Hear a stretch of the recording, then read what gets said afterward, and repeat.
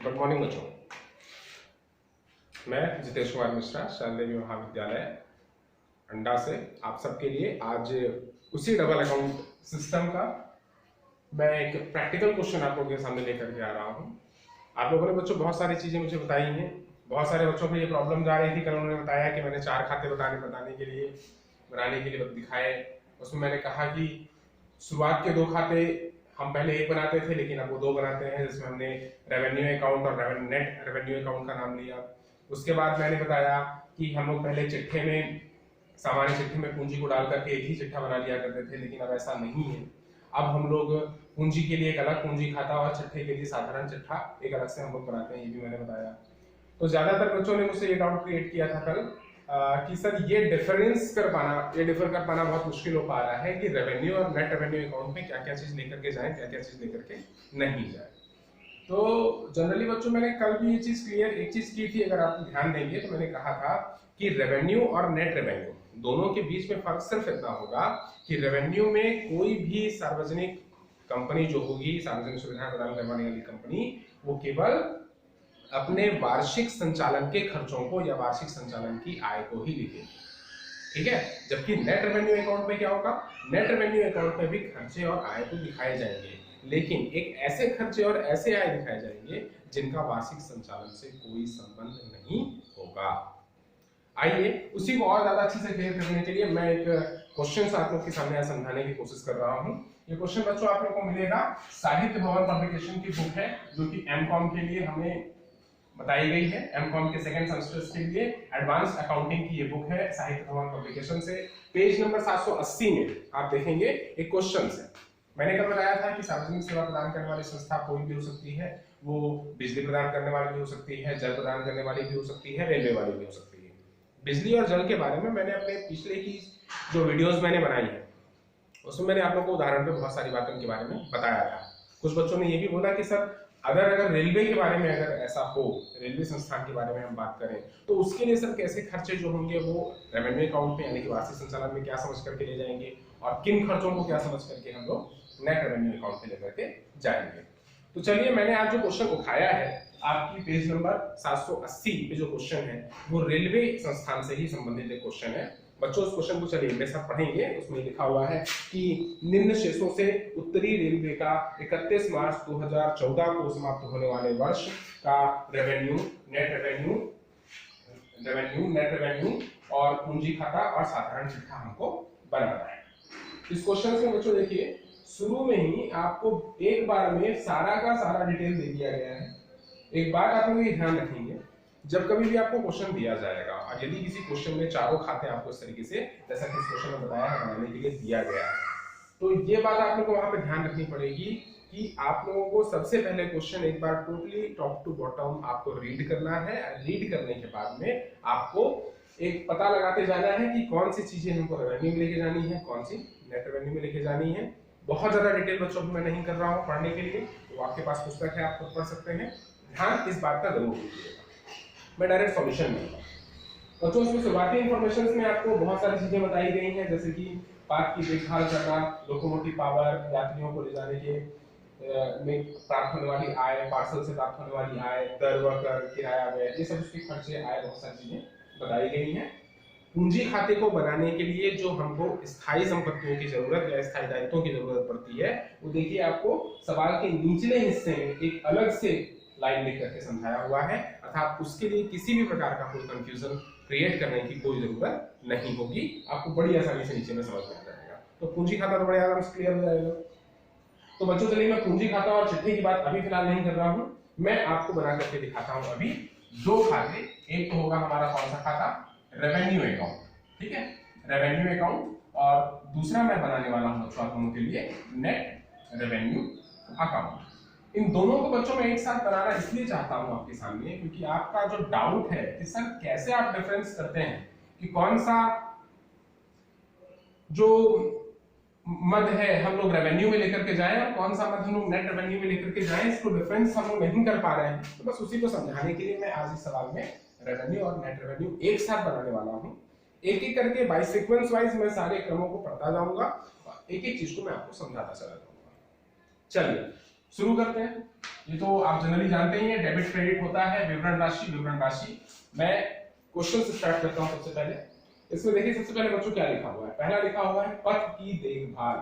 Path की देखभाल मतलब अगर रेलवे कंपनी है तो रेलवे कंपनी के लिए पाथ यानी कि वो जो जिसमें ट्रेन चलती है, हमारी जो ट्रेन की पटरियां होती हैं उसके बारे में बात कर रहा है। तो उसकी देखभाल करने के लिए हमने जो भी खर्च किया है वो लिखा हुआ है 7,033 रुपए। खर्च है वो 7,033 रुपए का है और रेलवे कंपनी के लिए इस प्रकार की देखभाल करना सामान्य संचालन के दायरे में आती है। ठीक, इसलिए हम उसको कहां लिखेंगे, रेवेन्यू अकाउंट में। तो मैं यहां पर लिख देता हूं पथ की देखभाल। कितना रुपए है, 7,033 रुपए। उसके बाद बच्चों लिखा हुआ है लोकोमोटिव पावर 9,909 रुपए। लोकोमोटिव पावर का ही मतलब ये होता है जो रेलगाड़ियों में जो इंजन लगे होते हैं उन इंजनों को प्राप्त होने वाली जो बिजली है उसके बारे में बात की जा रही है। तो बच्चों जितनी ट्रेनें दौड़ेगी उतनी बिजली खपत होगी और बिजली खपत होना ये वार्षिक संचालन का सामान्य खर्च है। तो हम लोग इसको भी कहां दिखाने वाले हैं, लोकोमोटिव पावर को भी हम लोग अपने रेवेन्यू अकाउंट के डेबिट में दिखाने वाले हैं। लोकोमोटिव पावर कितना रुपए लिखा हुआ है बच्चों उसमें, 9,909 रुपए। अगेन बच्चों लिखा हुआ है यात्रियों को ले जाने से आए। यात्रियों को, ट्रेन जो चलती है वो माल की गाड़ियां भी चलती हैं और वो यात्रियों की गाड़ियां भी चलती हैं। यात्रियों को अगर ट्रेन एक जगह से दूसरे स्थान तक लेकर के जाती है तो उनसे टिकट वसूला जाता है। टिकट अर्थात उसकी आय होगी, अर्थात आय को हम लोग विकलन में नहीं उसको समाकलन में दिखाएंगे। है वार्षिक संचालन तो इसको कहां दिखाएंगे, रेवेन्यू अकाउंट के समाकलन में। तो इसमें मैं लिख रहा हूं बच्चों यात्रियों को ले जाने से आए। कितना रुपए है, 18,418 रुपए हो गया। ठीक है, इसके बाद लिखा हुआ है पार्सल से प्राप्त आय। पार्सल से प्राप्त आय भी बच्चों वही है, हम रेलवे के थ्रू पार्सल एक जगह से दूसरी जगह लेके जाते हैं। तो पार्सल से आय कितने रुपए का होगा वो, 4,078 रुपए, 4,078 रुपए का। उसके बाद अगली चीज बच्चों लिखी हुई है दर व कर। दर व कर यानी कि रेलवे भी एक जगह से दूसरी जगह जाने के लिए किसी प्रकार के कुछ टैक्स पेड करती है, कुछ शुल्क प्रदान करना होता है और ये रेलवे के लिए खर्चे होते हैं। खर्चों को ऑब्वियस सी बात है बच्चों वो कहां दिखाएगी, रेवेन्यू अकाउंट के डेबिट में दिखाएगी। दर व कर, दर व कर कितने रुपए का है, 2,056 रुपए का है। ठीक है बच्चों, अब इसके बाद हम आगे बढ़ते हैं और 2,056 रुपए दिखा लेने के पश्चात में अब हम देख रहे हैं आगे किराया व व्यय। मुख्य किराया जिसमें लिखा हुआ है 533 रुपए। अब बच्चों ध्यान देंगे यहाँ पढ़ते समय क्या लिखा हुआ है, किराया व व्यय। किराया व्यय के साथ साथ बाजू में लिखा हुआ है मुख्य किराया। बच्चों ये देखिए, रेलवे के लिए किसी भी प्रकार के किराए का भुगतान अगर रेलवे खुद करता है तो पहली बात तो कोई सामान्य बात नहीं है। रेलवे हमसे किराया वसूलता है क्योंकि हम उसकी सेवाएं लेते हैं, वो किसी को किराया भुगतान नहीं करता। कुछ कुछ खास परिस्थितियों में कहीं कहीं पर रेलवे को भी ये किराया भुगतान करने पड़ते हैं, लेकिन वो रेलवे का किराया या रेलवे के द्वारा भुगतान किया जाने वाला किराया उसके वार्षिक सामान्य संचालन के खर्च नहीं है। अर्थात इसको हम लोग कहां दिखाने वाले हैं, नेट रेवेन्यू अकाउंट पर दिखाने वाले हैं। ठीक है, कितना है, 533 रुपए नेट रेवेन्यू अकाउंट पर हम दिखाएंगे। किराया व्यय 533 रुपए। ठीक है बच्चों, उसके बाद हम लोग क्या दिखाने वाले हैं, अगला है डाक ले जाने के आय।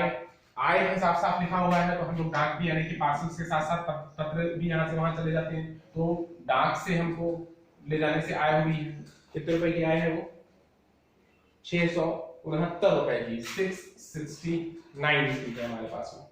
ठीक है, उसके बाद में बच्चों ये लिखा हुआ है व्यापारिक माल को ले जाने से आय है 13,561 रुपए की।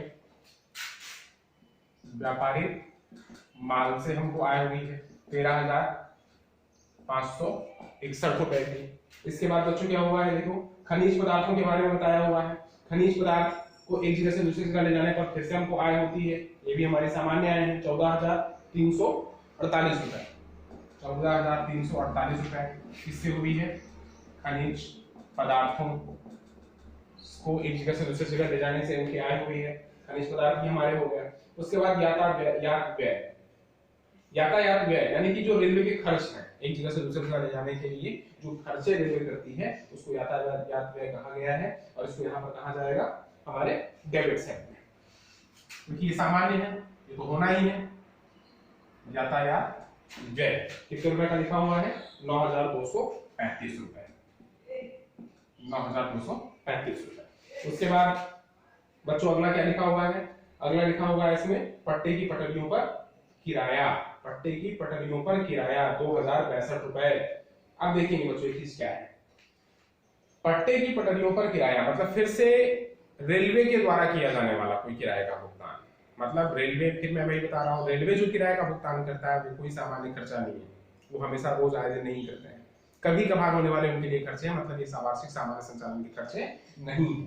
तो इनको भी पट्टे की पटरियों पर जो किराया उन्होंने भुगतान किया है 2,062 रुपए, उसको नेट रेवेन्यू अकाउंट में लेकर के आएंगे। 2,062 रुपए पट्टे की पटरियों का किराया। ठीक है बच्चों। अगला लिखा हुआ है गाड़ी का वैगन मरम्मत। गाड़ी का वैगन मरम्मत मतलब जिनमें माल भर करके रेलवे एक जगह से दूसरी जगह लेकर के जाता है, वो वैगन में टूट फूट थोड़ी बहुत आती रहती है, वो टूट फूट वर्ष भर हम उसके रिपेयरिंग में लगे रह सकते हैं। तो ये भी खर्चा जो होगा एक सामान्य संचालन का खर्चा होगा, अर्थात ये आएगा रेवेन्यू अकाउंट में। तो गाड़ी का वैगन मरम्मत 2,580। गाड़ी का वैगन मरम्मत 2,580 रुपए। उसके बाद बच्चों देखो क्या लिखा हुआ है, ऋण पर ब्याज। ऋण पर ब्याज बच्चों देखिए मैं एक बात बताता हूँ, कल मैंने एक बात आपसे कही थी कि सामान्य संचालन के खर्चों को भी हम लोग यहाँ पर रेवेन्यू अकाउंट में दिखाएंगे, जिनका संबंध सामान्य संचालन से नहीं है। उदाहरण के लिए ये वाली मत, ऋण पर ब्याज की भुगतान करना, अर्थात रेलवे ने किसी वित्तीय संस्था से ऋण लिया होगा, उसको ब्याज का भुगतान कर रहा है, ये सामान्य संचालन नहीं है, ये कहाँ पर आएगा? नेट रेवेन्यू अकाउंट में। तो ऋण पर ब्याज में लिख देता हूँ 4,217, ऋण पर ब्याज 4,217 रुपए। ठीक है। उसके बाद आ जाता है पिछले वर्ष रेवेन्यू की बाकी। तो पिछले वर्ष रेवेन्यू की बाकी बच्चों ये वो लिखा हुआ है, जब हम नेट रेवेन्यू अकाउंट बनाएंगे तो मैंने कहा था कि रेवेन्यू अकाउंट का शेष इसी में आता है। तो फिलहाल हम चालू वर्ष का बना रहे हैं, अभी जो हमारा शेष यहाँ से निकलेगा वो तो हम इसमें लेकर के जाएंगे ही, लेकिन अगर पिछले वर्ष के भी हमारे रेवेन्यू का शेष दिया हुआ हो तो हम उस शेष को भी हम यहाँ पर नेट रेवेन्यू अकाउंट के क्रेडिट में ला करके लिखेंगे। ठीक है। यहाँ पे हम लोग लिखेंगे कहाँ से? शेष लाया गया। कौन से वर्ष का है ये बच्चों? पिछले वर्ष का है। कितना लिखा हुआ है? 576 रुपए, 576 रुपीज लिखा हुआ है। आगे क्या है बच्चों? विशेष हस्तांतरित कोष। मेरी पिछली कक्षाओं में भी आपने जो अटेंड किया है या आप लोग को भी जो ऑलरेडी नॉलेज है, आप एमकॉम के बच्चे हैं, तो आपको ध्यान होगा कि किसी भी प्रकार का कोई कोष, कोई संचय हम लोग किसी भी प्रकार से रेवेन्यू, नेट रेवेन्यू या फिर हम लोग पुराने के लाभ हानि खातों में कभी भी नहीं दिखाते थे। हम इस प्रकार की चीजों को कहाँ दिखाते हैं? चिट्ठे में। और भी किस पक्ष में? दायित्व में। तो चिट्ठा तो मैं यहाँ पर बना नहीं रहा हूँ, तो चिट्ठा हम जब बनाएंगे तो हम वहां पर उसको दर्शा देंगे। फिलहाल इसको भी स्किप कर लेते हैं, आगे बढ़ जाता हूँ मैं। आ जाते हैं दूसरे पक्ष की ओर। दूसरे पक्ष में देखो बच्चों क्या लिखा हुआ है? क्षतिपूर्ति, मतलब एक प्रकार की हानि है। अब जैसी बात है, कुछ टूट फूट होती रहेगी कंपनियों से, हम बीमा कंपनियों से, रेलवे कंपनी पैसा लेती ही रहेगी, जो पैसे प्राप्त होंगे वो तो ठीक, जो नहीं मिलेंगे वो हानि हो जाएगी, सामान्य संचालन की चीज है उसकी। तो दुर्घटना से हानि को भी हम लोग यहाँ पर रेवेन्यू अकाउंट में दिखाने वाले हैं। दुर्घटना से हानि वाली चीजों को कितने का लिखा हुआ बच्चों? वो 439 रुपए। ठीक है। उसके बाद अगली चीज क्या लिखी हुई है? दूसरी कंपनी को ऋण जो कि देय है, देना है 569 रुपए, मतलब हमने दूसरी कंपनियों से ऋण उगाही की है, अभी तक उनका पैसा चुकाया नहीं है, देना है। देना है मतलब देना बाकी, अर्थात कोई भी जो चीज देना बाकी है वो दायित्व है। दायित्व का तो हमारे खातों से कोई संबंध नहीं। कहाँ दिखाएंगे? चिट्ठे में। फिलहाल मैं चिट्ठा यहाँ पर नहीं बना रहा हूं। आगे क्या लिखा हुआ है? स्टॉक गारंटी लाभांश। ठीक है। स्टॉक गारंटी लाभांश क्या चीज होती है? तो बच्चों लाभांश बोलने का मतलब ही होता है कोई भी कंपनी अपने वर्ष के दौरान जितने भी लाभ वो कमाती है उससे अपने अधिकारियों को जो लाभ का वितरण करेगी वर्ष के अंत में, वही लाभांश होता है। तो यहाँ पर मैंने जो दो बनाए हैं, आप सिंपल सी बात है, रेवेन्यू की बात करो तो संचालन के हैं, व्यय और आय, लेकिन लाभांश का वितरण उस वर्ष के दौरान तो होता नहीं है, ये सामान्य आय दिन तो होता नहीं, ये होता कब है? वर्ष के समाप्ति पर। तो वर्ष की समाप्ति पर होना है, मतलब कि क्या हुआ? संचालन का नहीं है, ये कैसा है? गैर संचालन है। तो कहाँ दिखाएंगे? नेट रेवेन्यू में। कितने रुपए का लिखा हुआ है? ये लिखा हुआ है हमारा स्टॉक गारंटी लाभांश के नाम से लिखा हुआ है 2602 रुपए। मैं लिख देता हूं 2602 रुपए।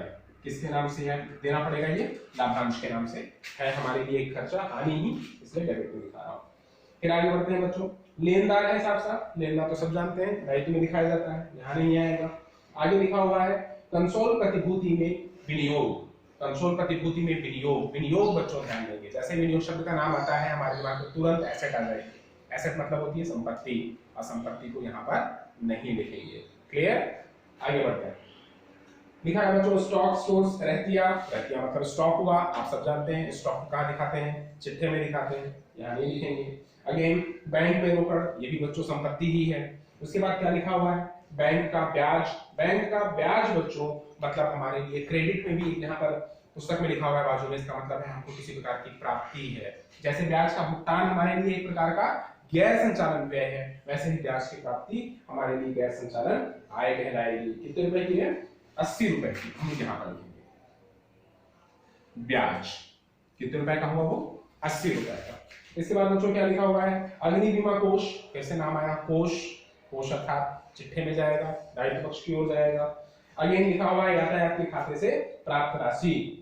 बच्चों रेलवे को जो यातायात को करवाती है, उन यातायात अकाउंट से रेलवे को कुछ पैसा अगर मिलने वाला है, उसके हिस्से में कुछ आने वाला है, तो ये उसके लिए संपत्ति है, क्योंकि प्राप्त तो अभी हुआ नहीं, प्राप्त होने को है, और संपत्ति को हम यहाँ पर दिखाएंगे नहीं। वो कहाँ दिखाएंगे? चिट्ठे में, इसलिए मैं उसको भी यहाँ पर स्किप कर रहा हूँ। तो बच्चों आप देखेंगे कि उस क्वेश्चन को टोटल डिटेल पे एक बार मैंने पूरा कंप्लीट कर दिया है। नीचे जो डिटेल आपके पास लिखी हुई है वो 31 मार्च 2014 को स्थायी संपत्ति, स्थायी दायित्व के संबंध में निम्नलिखित बाकियां थी, ऐसा उसमें बच्चों बताया गया है। तो वो तो साफ साफ दिखाई दे रहा है कि पूर्वाधिकारांश लिखे हैं, समतांश लिखा हुआ है, लौहपात लिखी है, डिब्बे लिखे हैं, लौहपात के निर्माण की व्यवस्था लिखी है। तो साफ पढ़ने से क्लियर हो जा रहा है कि ये दायित्व है या तो ये संपत्ति है। ठीक है, और इसको हम लोग कहाँ दिखाते हैं? पूंजी खाते में लेकर के जाएंगे। इसका यहाँ रेवेन्यू या नेट रेवेन्यू से कोई संबंध नहीं है। अगेन आगे और जो बातें लिखी हुई है वो उसी ऊपर लिखी हुई संपत्ति और दायित्व में किस प्रकार से उतार या चढ़ाव आया, कितना रुपए बढ़ा, कितना रुपए घटा, उसके बारे में बताया हुआ है। इसका भी आपको समायोजन कहाँ दिखाना पड़ेगा? पूंजी खाते में। यहाँ तो किसी प्रकार की बात अभी यहाँ पर रही नहीं, तो अब तो कुछ बचा नहीं। तो आपको करना क्या है? सिंपल, आप इस अकाउंट में आपको सबसे पहले क्लोज करना है कौन सा अकाउंट? Revenue account. उसके बाद आपको क्लोज करना है कौन सा account? Net revenue account. Already जब आप यहाँ से रेवेन्यू अकाउंट बनाते हैं, क्लोज करते हैं, देखिए समाकलन पक्ष ऑलरेडी मुझे दिख रहा है कि ज्यादा ही है, तो अभी आप इसका यहाँ पे जाएंगे टोटल, और उस टोटल से आप इसको घटा करके निकालेंगे इसका शेष। ये जो बच्चों शेष यहाँ पर आपका निकलेगा, उस शेष को आप हस्तांतरित कर दीजिए यहाँ पर।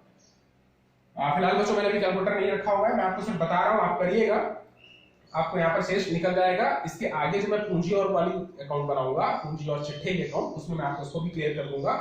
तो इस शेष को फिर से आप कहाँ हस्तांतरित कर देंगे? यहाँ पर चालू वर्ष का रेवेन्यू अकाउंट का यहाँ पर शेष भी आप लोग यहाँ से लेकर के ये वाला शेष आप लोग उठा करके यहाँ लेके आएंगे। ऑलरेडी फिर इसको बंद करेंगे, इसका भी यहाँ पर शेष निकलेगा।